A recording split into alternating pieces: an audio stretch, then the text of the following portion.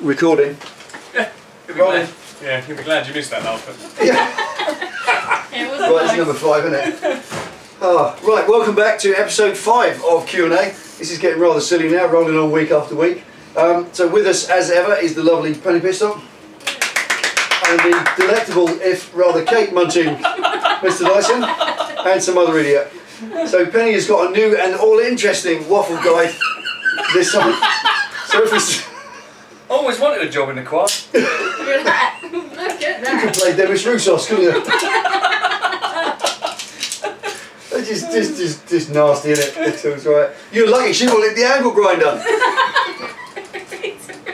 What's this cake then? Let's see today's cakes. What have we got today? Galaxy Cookie Crumble. Galaxy Cookie Crumble cakes. This is actually not Mr. Kipling this week. A break from tradition. This is McVitie's. McVitie's. But they're biscuits. That's like good for you and everything, isn't it? Yes, it is. Well, it's a biscuit. It contains wheat. And wheat being one of your 5 a day. Oh, I better have 5 then. There were 5 there just now. We left you alone here. Maybe I have. 150 calories per slice. Oh, you need at least 6. Right then. Are we ready? Right. Yeah, far Go. away. Right. The EEF man. I think it's the F man, but it's EEF man. Don't know. Eve man. Thank you for your question. Wants to know what's the advantages, disadvantages of different grease. You mentioned sometimes copper slip, which I presume is copper based. The tub in my shed is lithium based. Does that make any difference? Yep. You can have that one. And Right. does grease have a shelf life? Right, okay, to answer the first bit first. Copper slip and things of its like are designed specifically to coat surfaces such as threads. So you put in a nut on that you want to get off subsequently. They're very good in high temperature environments, so things like headers that we discussed in a previous Q&A, great for stuff like that. For normal run-of-the-mill stuff, for grease, you know, things like wheel bearings and so on and so forth, Regular. just a good quality, high melting point grease is fine. Lithium based is fine. I personally use Castrol LM, which is a bog standard. No melting point. Well, that's the irony, isn't it? It's called LM, but it's a high melting point grease. I don't know, I've got losing something in translation somewhere. But yeah, so there's a couple of different applications there, but for the most of the stuff you're going to find on your bike, it's an ordinary Communal Garden high melting point grease. The only point I would bear in mind is you can buy a graphite based bearing grease specifically. Well, I personally avoid it like the plague because the graphite in that actually coats the balls and it builds on the balls in the bearing and it actually starts to jam them up. Yeah, they don't know that stuff at all. It's right for race applications because it's very light, Yeah, isn't it? yeah. You know, But then if you were doing race applications, you'd probably be oiling bearings anyway. you would just use WD-40. Yeah, simple as that. Same as fork seals. Right, so there we are. What do you think, mate? Thank you. Oh, sorry, shelf life. Shelf life? Last few years. Yeah, that's it. As long as you open it up and there's no mushrooms in it, it's fine. Right, Paul Elverstone Right, Paul. says he's got a 17-year-old VFR 750.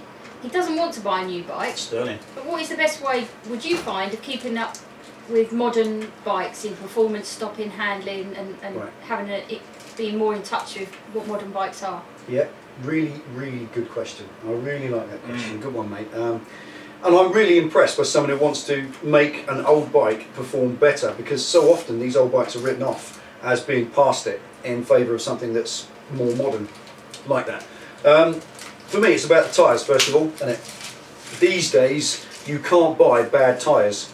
Not really. Even if you go and buy Shinko, Chengshin, you know, Yingtong, your Lipo tyres from China, they are still grippy. Some like Maxxis tyres, I mean, they are really cool. You know, some good stuff out there. So upgrade the tyres. It's a trade-off. All tyres are a trade-off with grip and performance. How far do you want them to last and how much do you want them to grip? One has to be balanced against the other. You can replace your fork seals and fork bushes, which will straighten up your forks and it will make the forks act with less stiction. That business of when the forks collapse, they wait a second and they kind of stick before they come out. If you can reduce that by refurbishing the forks, then they'll react better, so they'll be more supple, so you can push it harder into bends. Brake pads you can increase. You can use sintered pads, that sort of thing. Yep. As long as your discs are up for it. Those old bikes do tend to suffer with their discs sometimes. Decent chain and sprockets, a modern DID Regina chain and sprockets, put an alloy sprocket on the back which is less reciprocating weight, that will help. And finally you can really invest a few quid in a rear shock, can't you?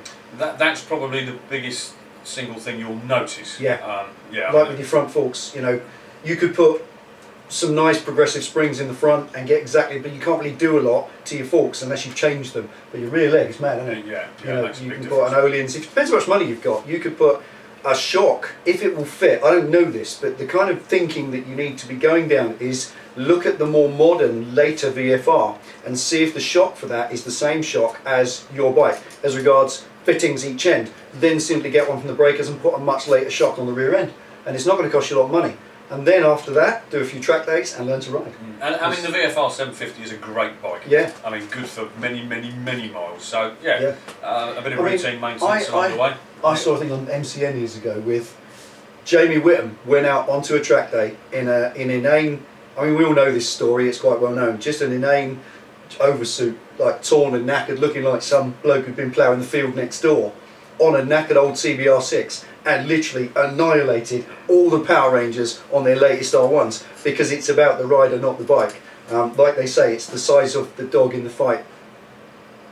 No, it's the size of the fight in the dog, not the size of the dog in the fight. And I think that's what it's about. It's about you as much as it is about the bike.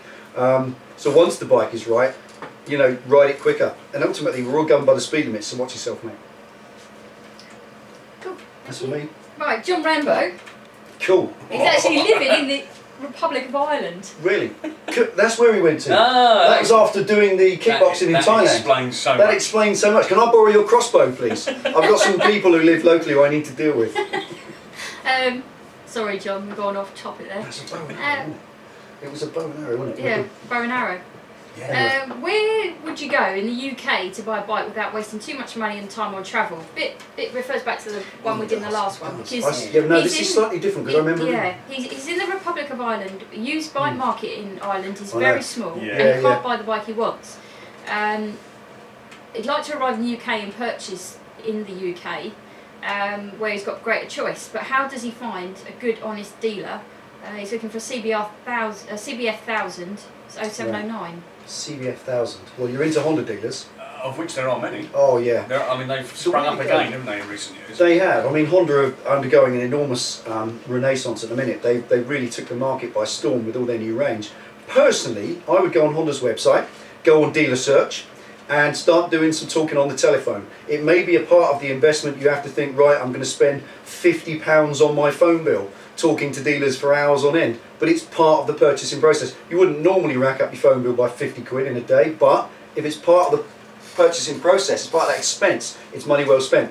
Do the rapport. We said this earlier, didn't we, in the other answer? Build a rapport up with a dealer you know, a big dealer. And the great thing with Hondas is they are big, aren't they? They are, yeah. You know, you've probably got a long side-by-side, shoulder-to-shoulder with Harley Davidson. You've probably got the most corporately organised and best administered motorcycle manufacturer in the world. And I don't think you can go wrong looking for a CBF. You know, it's one of those bikes, isn't it? It's if the bomb went off tomorrow and you had to live with a CBF, you'd want for nothing.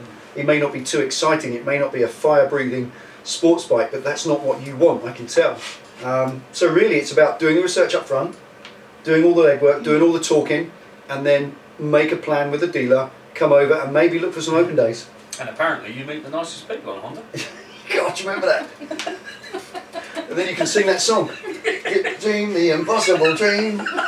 Fantastic adverts. That's the thing, talk to the dealers, see if they've got any open days coming up where you can come over, spend the day with them, look at all the bikes, and if it was me, I'd test ride as many bikes as they would let you do. Yeah. Not just the CBF, look at their other models because it may not be the best. Don't lock yourself into one sort of particular avenue, because you do away with the possibility to be pleasantly surprised by something. Yeah, I like it. Do you? Oh yeah, always. Especially when it cake. It's nice. You mumbling. And that's okay. We're being Right. careful because of those Yeah. pinchers. Yeah, they're down there. Robert Robb They says, will "Oh, it's a question for me. Do I have a website for my jewellery business? And if not, will I have in the future?" I do have a website, but I don't sell online. Most of my work is bespoke. I do have a retail shop, which is also called Movely. But a lot of my work is bespoke.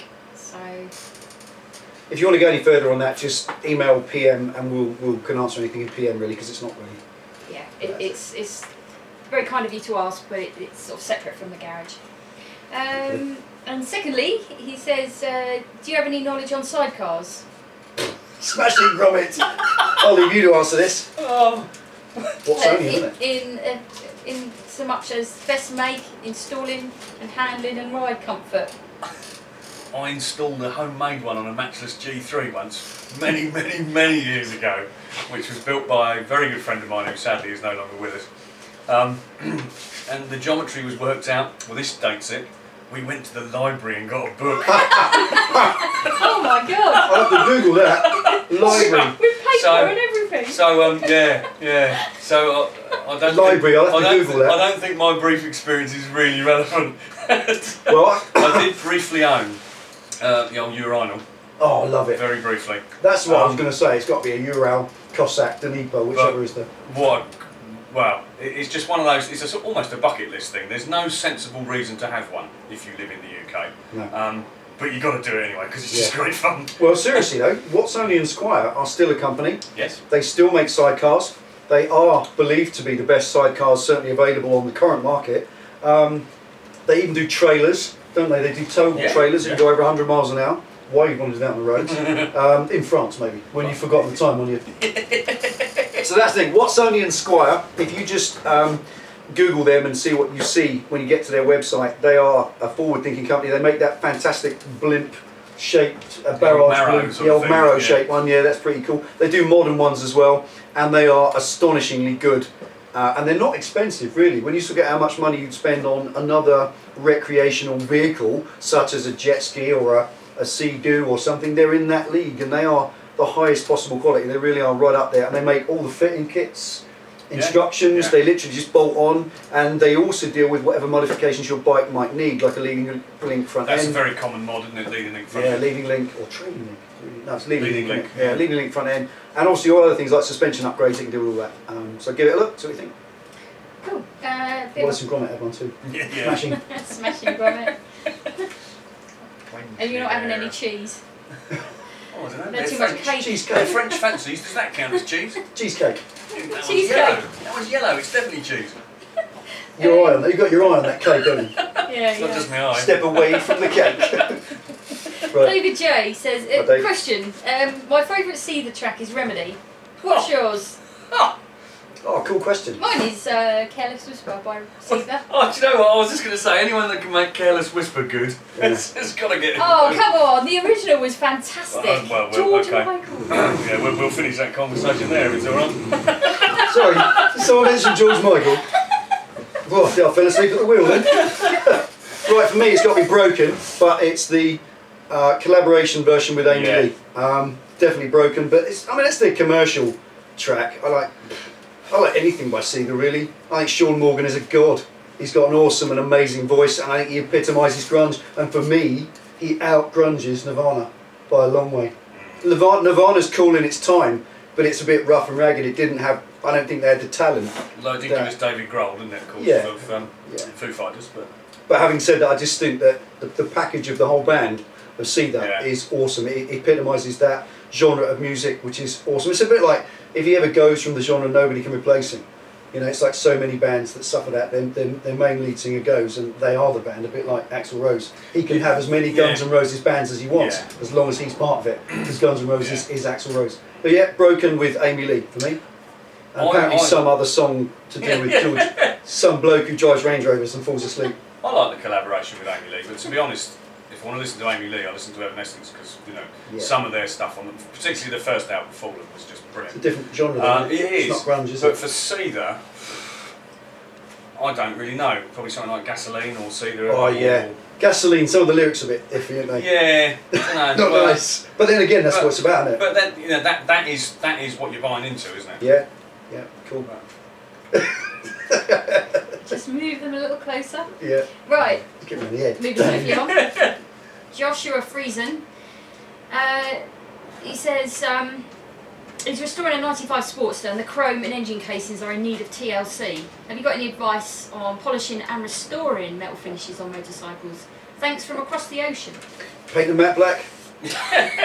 Seriously, no, seriously. If you want to chrome them, you've got to take them off. You've got to have them electrolytically stripped and re-chromed. If you want to polish them, you'll be forever polishing them. Yeah. But black, wrinkle, finish. The proper Harley Davidson wrinkle powder coat, you can get it done in professional shops, and I think it is awesome. When it's done, if you take care of it with something sealed like a silicone to keep the rain from getting through it, it's awesome. But if you want them shiny, you can now buy the, have you seen that polished alloy powder coat? Yes. You know, there is a powder coat available now. It's a finish that looks, to all intents and purposes. Yeah, you can barely distinguish it, to be Yeah, honest. and if you want to see it, look at the modern Harley Fatboy Low. That silvery satin finish on the casings is actually, it looks like polished, doesn't it? But it's not, it's actually a powder coat, and you can buy that, you can have it done, and again, it's just wipes clean with a cloth, you don't need to faff around polishing it. So for me, if you're looking to restore the chrome, you can't, can you? Chrome's, once it's corroded, it's corroded, isn't Yeah, it? I mean, it's strip it and rechrome it. Yeah, you can get some chrome cleaner and polish it up all you like, but Yeah, I you think... take out shares in Solvold also, Solve. Yeah, I think Depends you how prolong bad the it is as well, inevitable. doesn't it? Depends how bad it is as well. Yeah, if it's pitted, I mean, there's, what's his name? There's a guy who starts these videos. Hey fuckers and fuckheads, what's his name? I can't remember, but he did a chrome video on how to clean it with wire wool and autosol. No, wire wool and WD-40. But all you're doing is rubbing it off. Yeah. You know, once it's pitted, once there's a hole in that chrome through to the metal underneath, it's never going to be, it doesn't heal, does it? No. Nothing at all. Well, you've only got to look at the fork legs on a 1980s Hondas, haven't you? Yeah. They're all little rust spots. Yeah, everywhere. Alright, next question. Brad Eds. He's got a 13i and 883. Lovely bike. I detect a bit of bias. Well, I detect a slight bias there, do you? Just a He's got an Harley Nest air cleaner on it. Big sucker. Big sucker. big sucker. I have oil that leaks out of the air filter, drip here and there, called Harley, and they said it's the way it is. Oh yeah, they'll do that, mate. Yeah, they'll do that, yeah. Anyway, the cake's ready. And Brad says he thinks that What a just can't be right. what a load of He's bellends. never owned a bike that's done this before, and he's tired of washing oil off the motor and pipes every couple of days. What an a-hole.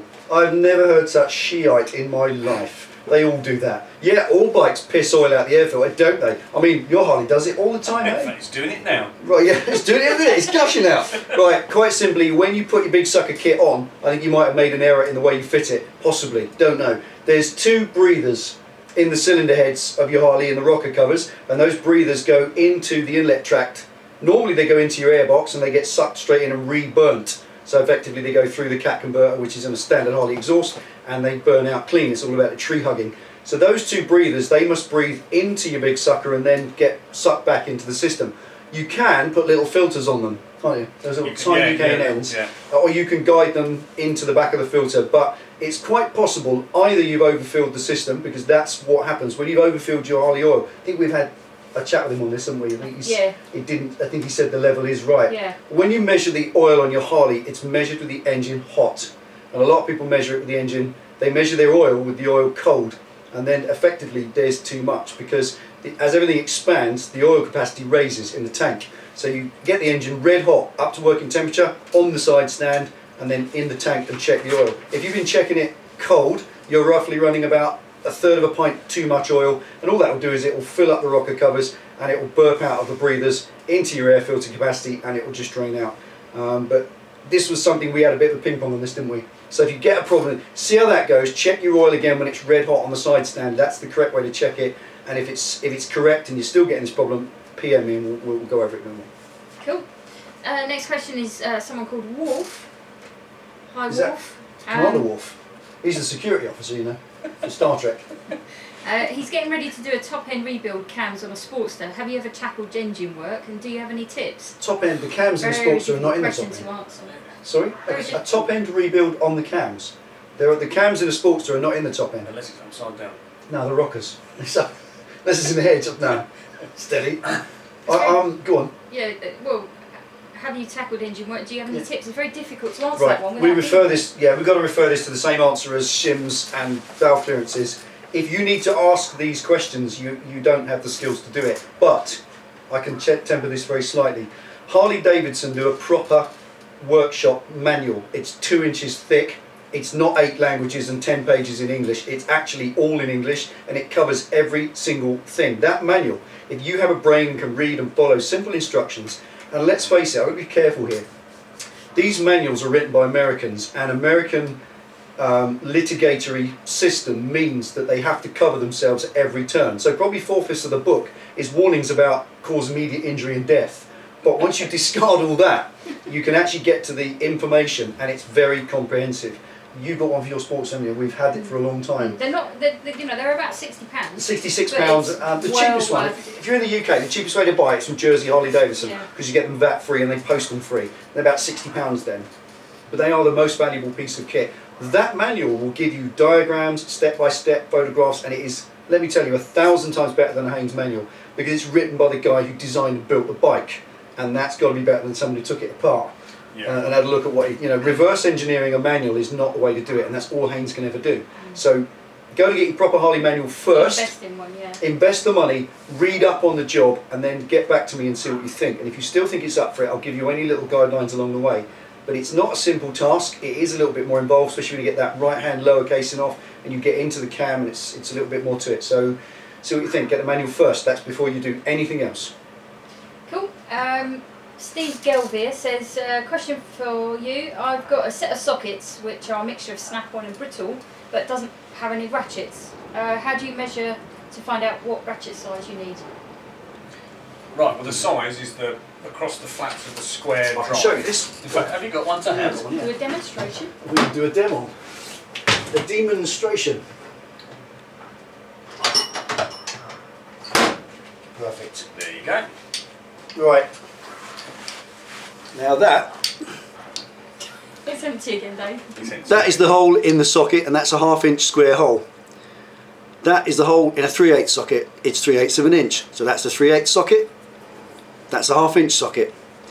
But you can do it because that is a 3/8 ratchet, because that peg is 3/8 of an inch, which matches the 3/8 hole. So it fits in. But that is actually not a socket, it's an adapter. That has a 1/2 inch peg, which goes into a 1/2 inch socket. So it doesn't matter what your sockets are and what ratchet you buy, as long as you buy the little adapter in the middle that goes from 3/8 to 1/2 inch. That's all you need to buy. And that thing there, that's a snap-on one, and that was about £5. They're not expensive, so one of those is what you need. And for most stuff on a bike, 3/8 is That's the it. kind of stuff you get in the 3/8 kit is big enough for most Yeah, you things. don't. I mean, 1/2 inch. That's about the strength. If you wanted to, if it was a car wheel nut, Yeah. and you're going to lean on it with a big bar, you need a big fat thick peg in there to take the power. If it's only 3/8, it's going to be weaker. But there's nothing on a bike that's that strong as that. Shouldn't be really. Cool. Right, next question. Marcus Benjamin says, it's a two-part question. Is it really necessary to change the chain and sprockets at the same time? Does the chain wear faster than sprockets? Good one. This is the 3-to-1. Actually, you touched on this. We did on this the last one. First one? Yep, we On the did. first one. The front sprocket's 15 tooth on average, the rear's 45 on average. Roughly the two sprockets, whatever the exact toothage might be, they're 3-to-1, 3 times the size of the one. So naturally the front sprocket turns 3 times more than the rear. So naturally it wears 3 times faster. So a little trick is, first of all, yes, you should always really replace your chain and sprockets at the same time. If your chain is knackered, the way to find that out is pull it off the back of the back sprocket. Don't worry about the up and down movement or what the markers are on your chain adjuster on the swing arm. Ignore those. Completely ignore that. Even if the adjustment on your chain is as far back as it will come, it could just be your chain's too long. You can actually take a link out of a chain and rejoin it. It's not the issue. But when you take the sprocket, I've got those little holes in, and the chain has got the little pins, and they sit in together. Now when it's new, they're nice and snug. As they wear, they whirly out like this, and that's the wear you're looking for, and that adds up. So it has all the little pins, the 110 pins on the average chain, they all wear. You should be able to pull that chain off. Now if you get hold of your chain, pull it off the back of the sprocket. If you can get a pencil in the gap, then that chain's worn out. But normally you shouldn't have any more than about 1/4 of an inch that comes off, and that's fine. As far as replacing the whole lot, if the rear sprocket's gone and the chain, yes, you should always do the front. But a little trick is when you've done 5,000 miles, go out and spend £10 on a front They're sprocket. a tenner, aren't they? That's They're all a they tenner. Poke a new front sprocket on, because that, once it's renewed, it will actually slow down the wear rate on the chain. Because once that front sprocket gets worn out, it gets worn out first, above and beyond all the other two. That will then start to wear the chain. So you put a new one on for a lousy tenner, it slows down the wear on the chain, and you will extend the life of your overall chain and sprockets to 35,000 miles easily, provided it's lubricated. And it then goes on to say, have you or will you do a video on changing your chain and sprockets? Right. Around it? I will do when the time comes, naturally, but I last did it When we put the 20,000. swing arm in. Yeah, when I put the swing arm and the back end in, which was Project Slam on the Bandit 3 years ago, 22,000 miles ago. At that point is when I put the chain on, and it's still fine, which bears out what I just said. I don't need to change sprockets for at least 10, 15,000 miles yet, but when I do, I will. But go back to that. It's get back to me if you can't find it, and I'll send you a link. But it's when I put the swing arm in, I covered a few tips on how to take the old chain off, how to get the front sprocket undone, and how to set it all up. So if you can't find it, let me know. Cool. Next question, Mr. Slowest D16 says, what do you think of Italian bikes, in particular the Moto Guzzi? Looking to pick up a V7 Stone. Seems a fantastic bike from reviews and specs, but aside from low dealer availability, there's horror stories about warranty. Have you heard anything about that? Any opinions? Okay. I mean, the warranty thing goes hand in hand with the dealer thing, doesn't it? The fact that there is, dealership for Guzzi and Ducati and Marini and all that lot is pretty thin on the ground, and that's probably the root cause of most of the horror stories, simply because you've got nobody to turn to. No dealers. I quite like Italian bikes as a general rule, but if I had to rely on it as transport, I wouldn't buy one. Really? No. Not even a modern one. Not even a modern one. Not as reliable. Well, maybe something like the V7, Stone, yeah. but They're modern bikes now. But I do like them. But to me, Dated, aren't they? I like the high end Italian stuff. Absolutely bonkers Ducatis. Well, is it, But I'd have it in the garage for something to play with at the weekend. Yeah, I had a ride on a Ducati Grisso, Moto Guzzi Grisso, sorry, down at the local. We've got a local Moto Guzzi dealer just down the road from us. What are they called? Down at Wareham. Oh God, I can't remember the name of them. I've only been there very rare times. But they had a Grisso now to give a test ride. I just felt that anything under 5,000 revs, it was like cement mixer. It was truly a ghastly, horrible bike. It sounded, cruising along at 30 mile an hour in top gear, it felt like you were towing a suit of armour up the road. You know, it was really noisy and I don't know why they can't refine it, because Italian bikes, get to Ducati, they're the epitome of refinement. It's not an Italian thing, it's just about Moto Guzzi. I don't think they've moved out of the dark ages yet. However, having said that, they have their people. Yeah. Don't they? And the Moto Guzzi people will tell you they're the best bikes in the world, and I don't know, there's something that I find attractive about a unique and unusual and slightly quirky bike, especially in a world of bland cookie cutter machines that all look like domestic appliances. It's why I bought the Triumph. Yeah. I want something that doesn't look like the next plastic pointy thing coming out of the next Yamazuki showroom. You know, it's look at Hildo. Look at Hildo's video where Hildo goes and drag races and annihilates a little Kawasaki about 3 times, and he really pissed the guy off. Yamazuki or whatever. Yeah, you've got the Yamazuki, man, in Hildo. And I think that it shows that often it's not all about the whizzy bang stuff. So I do believe that those old air-cooled twins are probably going to be the last ones out the gate, aren't they? When it all goes electric. I mean, there's going to come a time when you're going to struggle to get an air-cooled twin. Yeah. It won't be long, will it? And in a similar vein to Harley, I mean, they've stuck with a design they've had for. Oh, it's refined, but the basic principle of what they're producing is very broadly similar to what it was some years ago. But it's a personal thing. Go and try them out. Talk to the dealers, see what you think. But I mean, as far as warranty issue goes, I mean, I don't know of any particular horror stories over and above the fact that you can't get to a dealer because there aren't enough of them. No, they're very rare. Cool. Skullbuggery has 2 questions. Such a cool Great name. Anyway, great name, mate. I love that. Any advice on setting up a YouTube vids to draw a bigger audience? Talk bollocks, drink you and tea. Dave's, Eat cake. Cake works. you and Dave's videos have inspired me. I've done 2 vids, but not sure if I they're don't pay attention to that, mate. Oh no. Go on. That's it. Right. Well, it's not about networking. I think it's about doing something different and having something You've got to other find a than. niche, I think. A little. That's it. Niche. You've got to find a niche. We go back to when me and Penny started. It was, I saw youngsters with bikes down at the local bike meet with the chains hanging and the front tyres worn to a point because they don't check the tyre pressures more than once a year. And I wanted to get a message to the youngsters, and this is a great portal and way to do it. So really helping young riders, new riders, returning riders, born agains, get their bikes safe on the road. We've made utility videos that help people. So if you have a skill, whatever that might be, you could be a chef, you could be a painter and decorator, whatever it might be. Look at these kids who go and make a video on how to do your hair. These girls, and they have like 8 million hits. And this is how to tong your hair using, I don't know, a fork that you've heated in the microwave or something. It's, you know. I'm going to try that. I'm going to try, yeah, it looks like you have, mate. Oh yeah, I have. Yeah. That's the point. I think it's finding a niche that no one else has done. One thing I tell you what will not work is vlogging. Because there are people out there that do the vlogging and there are some gods. We've done it. We've done it even, and we aren't them. But when you look at Baron Grumble, he's got something about him that gets him 1 million watchers. And I'll tell you what I love is Royal Jordanian. I think he's brilliant. He rides a Husqvarna Nudo round the West End of London. Now his audience is all about where he is. He rides a bike, he blasts it through tunnels and makes kids scream, which is brilliant. and he rides around the West End, around Big Ben, and around Leicester Square, which is a fantastic place. So his niche is that. It is very difficult. I've got to move on to his next question because he's still got loads of questions. I don't know, mate. There's no answer to that. There's no answer to that. He's just got to find a niche and inform or entertain, preferably both. Inform, yeah. Right, he's also got a FJ 1200. You're not listening. I am. FJ 1200. 91, he's rebuilding, the carbs need rebuilding, but all the fixings are stuck and the carbs don't fit the vice to hold them steady. Any ideas? Right. Put them in the vice using a big towel.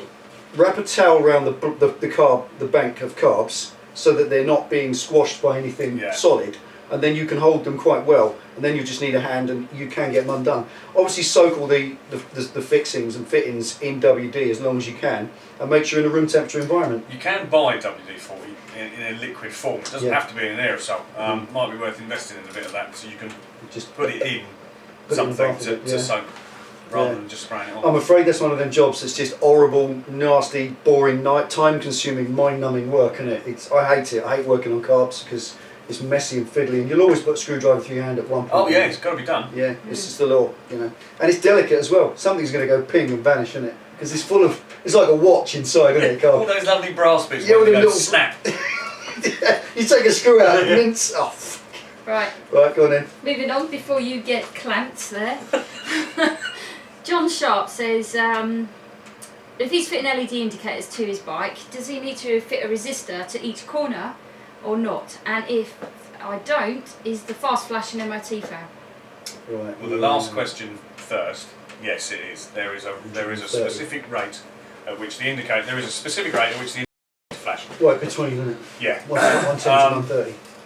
Yeah, I can't remember what it is, but I know there is a specific rate. I tried to get away with it on the Bandit, but it was too fast. As far as the resistors go, there's a couple of options, isn't there? I mean, it depends on well, you can do pretty much either. You can either have a resistor on each corner, you can have a resistor on each side. Yeah, just one side. Or you can buy flasher units where it's all done for you. Yeah.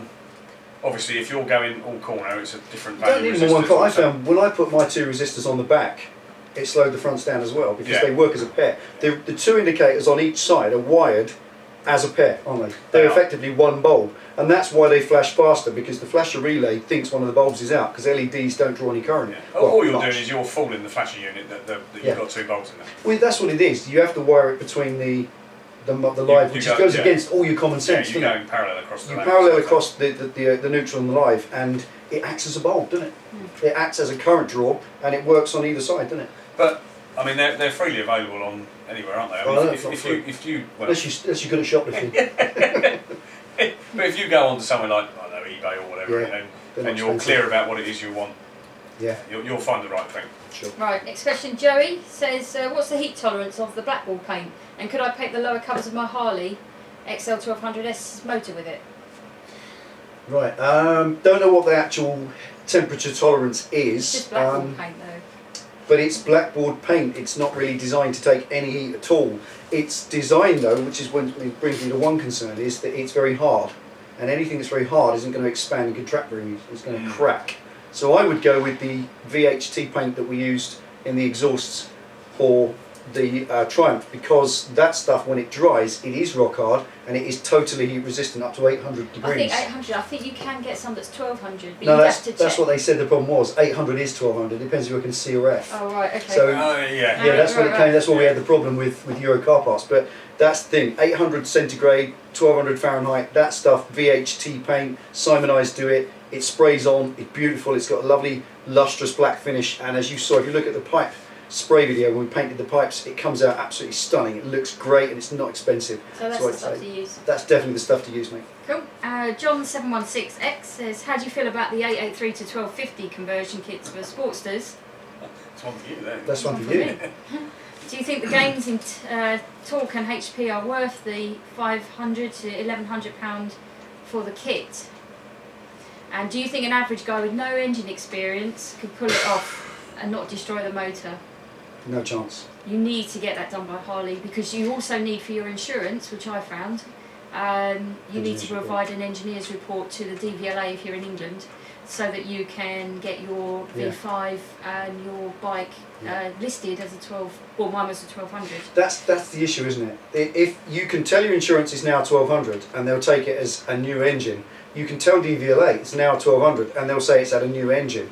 If you want them to actually register it as a proper 1200, there's only one way, and that engineer's report is the issue. So you can't do it yourself because you can't produce the engineer's report. Not only that, that report we got had to be written by a Harley master technician working for a Harley Davidson dealer before. There's a lot more to it than the just credibility. There's a right. credibility issue there, isn't there? As far as the performance, I think because you've got the gearing of an 883, which is lower geared, you do get a feistier bike. In fact, what you get is an XR12. Yeah. Because the one brilliant thing about Harley Davidson's XR1200 is it's got the primary gearing of the 883. That's how they make it quicker. Because the 1200 gearing is quite sluggish. That's why they're not that much quicker. So when you put the 1200 pots on your 883, you will make a feisty bike. But honestly, it ain't worth 500 quid, mate. And it isn't 500 quid, is it? No. It isn't. The time you bought a gasket set and you've then dealt with the fueling, what year is it?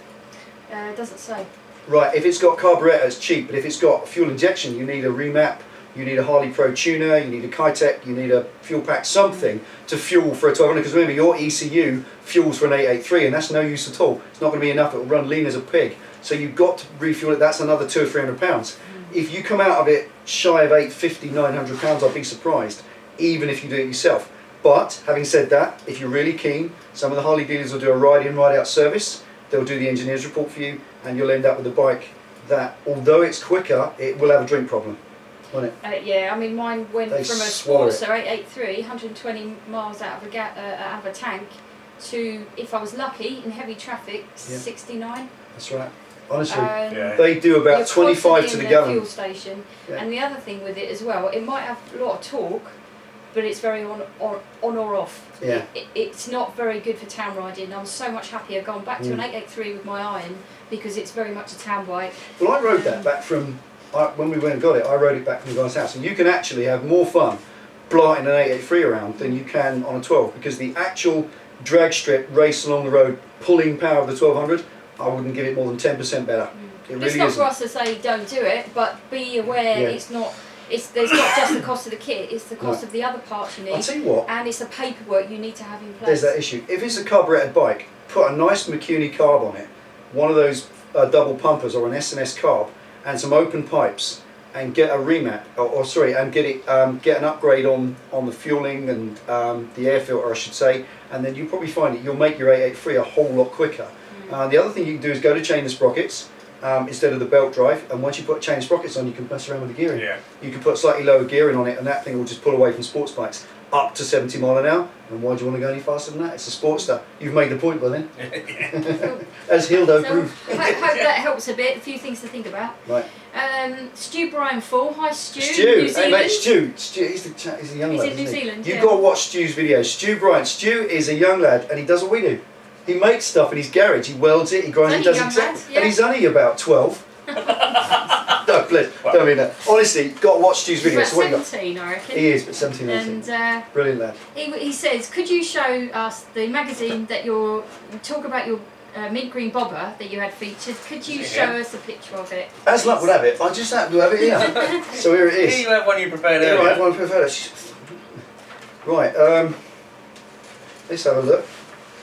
There it is. 100% biker, issue Yeah. 120, I think. You will get it because they're still available. It's there you go, 100% Biker Magazine, issue 120. That was the feature, and there's only So one. we can do nice things, not Yeah. just And ratting. there you are, right, well, sat on it. There I am sat on it with some girl asking me for a ride. Gives her back here, mister.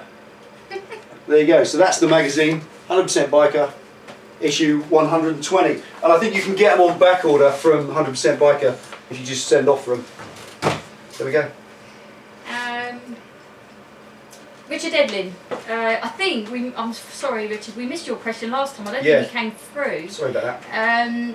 He thinks that we didn't fit it in, but I don't think we received the question. He's got a Bandit 650 SA K9 09 ABS. He wants to change the brake hoses front and rear.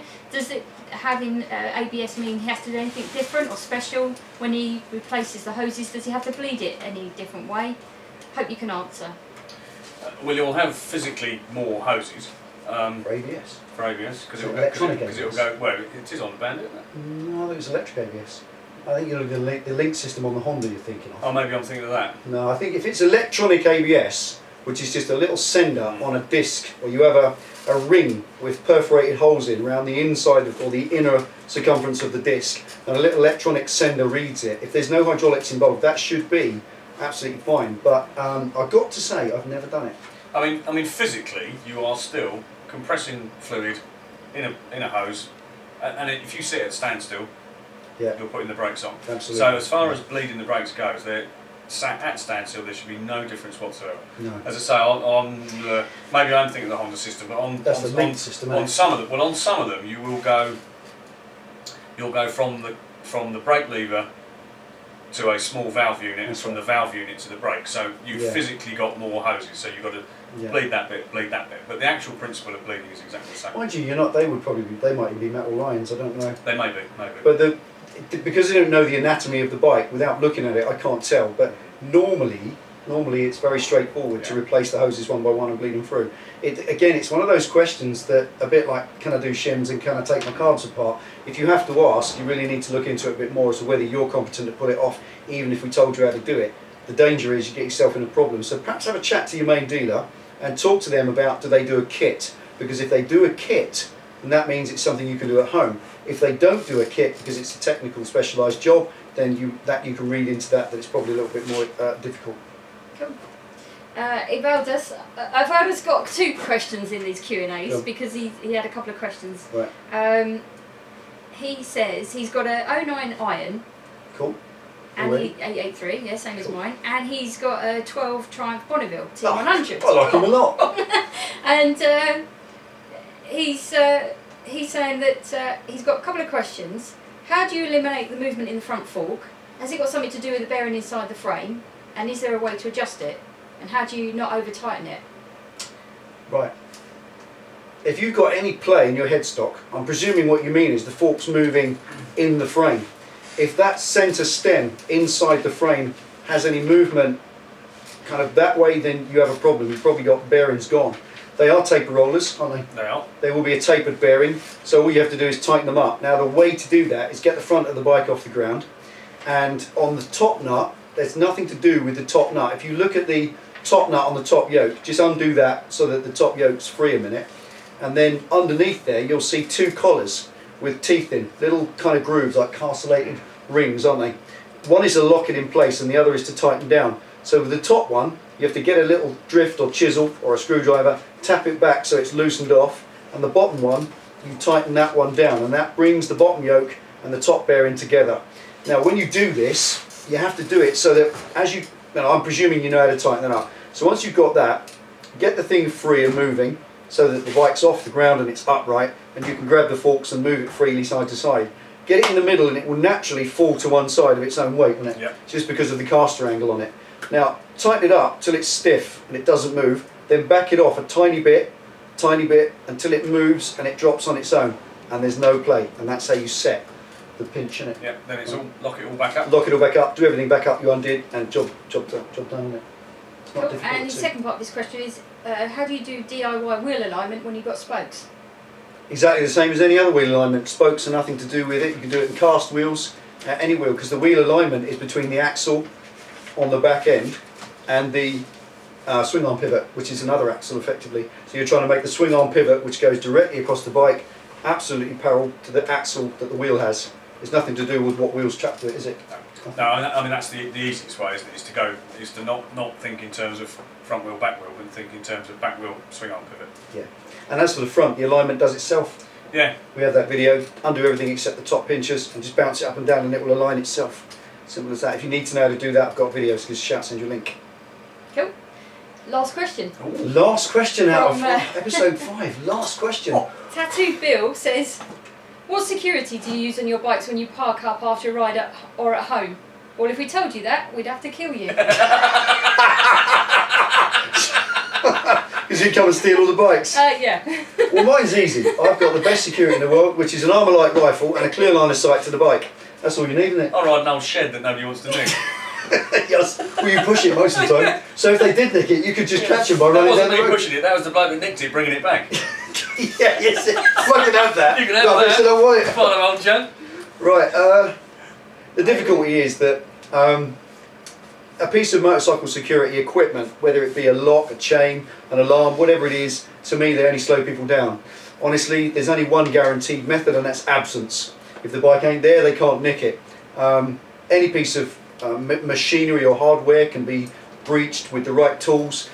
Thieves will carry an air tank from a lorry or truck in the back of a van. They'll pre-charge it with air, and they'll have an air-fed angle grinder, and they'll buzz through absolutely anything. Just put a diamond disc in it, and they'll cut through the hardest chain known to man. Now, there was a test, I remember, in Bike magazine, the one with Aubrey in it, years ago. They did a physical test. They wanted to try to show you this. They parked a Harley Fatboy in Oxford Street. They locked it to a post. They then went away again. 4 hours later, 4 Herberts came back, deliberately dressed with hoodie hats, hoodies up, padded shirts, you know, greebos. Got out the back of the van. They hacksawed the chain off, picked it up, put it in the van, shut the doors and drove off. And they asked the police if there'd been a single phone call.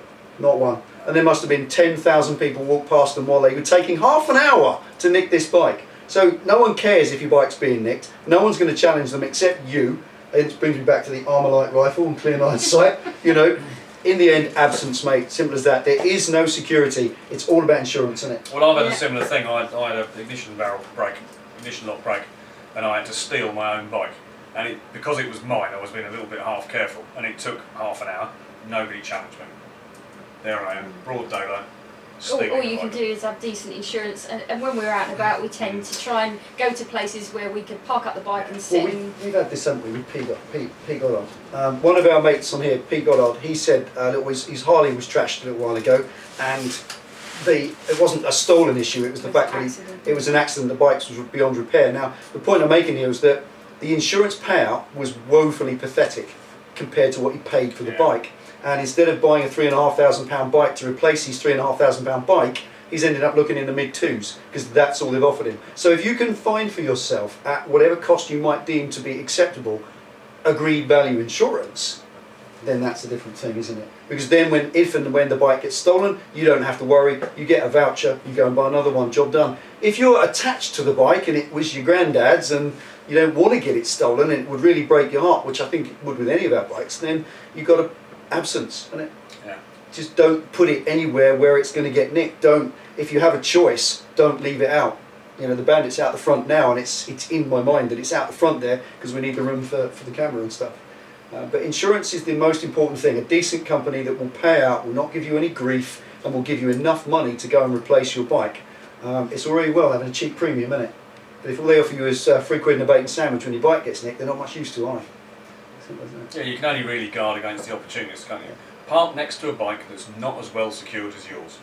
Then when the opportunists come along, they'll steal that one and not yours. And hope when the thief comes, he's got big boots and you've got your trainers on. Yeah. And that question concludes Number 5. all our questions. Fantastic. Well, there we are. That is the first 5 episodes so far of Q&A of the Idiot Collective. And we've still got cake left.